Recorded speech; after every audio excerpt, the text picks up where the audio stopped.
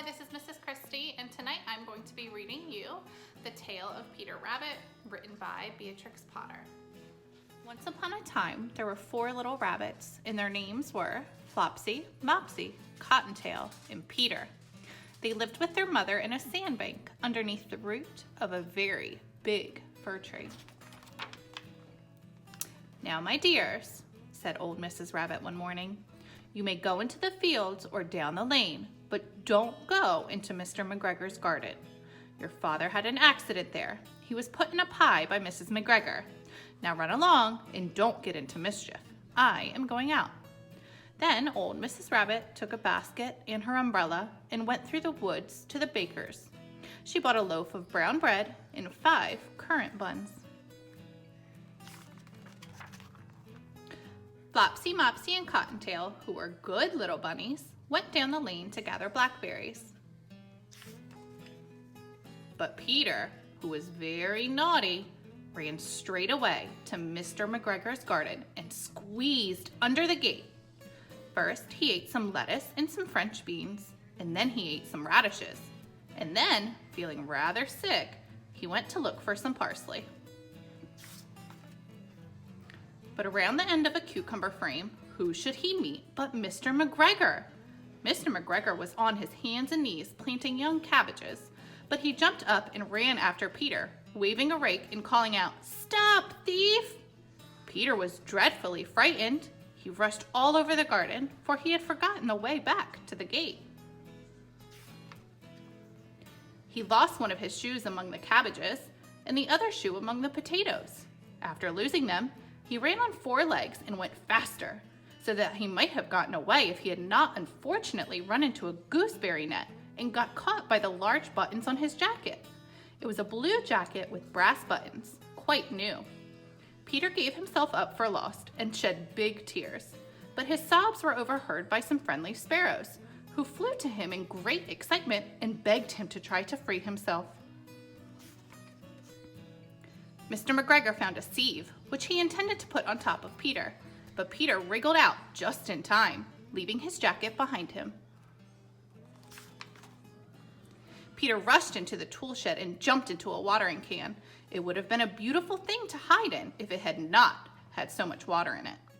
Mr. McGregor was quite sure that Peter was somewhere in the tool shed, perhaps hidden underneath a flower pot. He began to turn them over carefully, looking under each. Suddenly, Peter sneezed. "Ka-choo!" Mr. McGregor was after him in no time. He tried to catch Peter, who jumped out a window, upsetting 3 plants. The window was too small for Mr. McGregor, and he was tired of running after Peter. He went back to his work. Peter sat down to rest. He was out of breath and trembling with fright. He had no idea which way to go. Also, he was very damp from sitting in that can. After a time, he began to wander about, going lippity-lippity, not very fast, and looking all around. He found a door in a wall, but it was locked, and there was no room for a fat little rabbit to squeeze underneath. An old mouse was running in and out over the stone doorstep, carrying peas and beans to her family in the woods. Peter asked her the way to the gate, but she had such a large pea in her mouth that she could not answer. She only shook her head at him. Peter began to cry. Then he tried to find his way straight across the garden, but he became more and more puzzled. Presently, he came to a pond.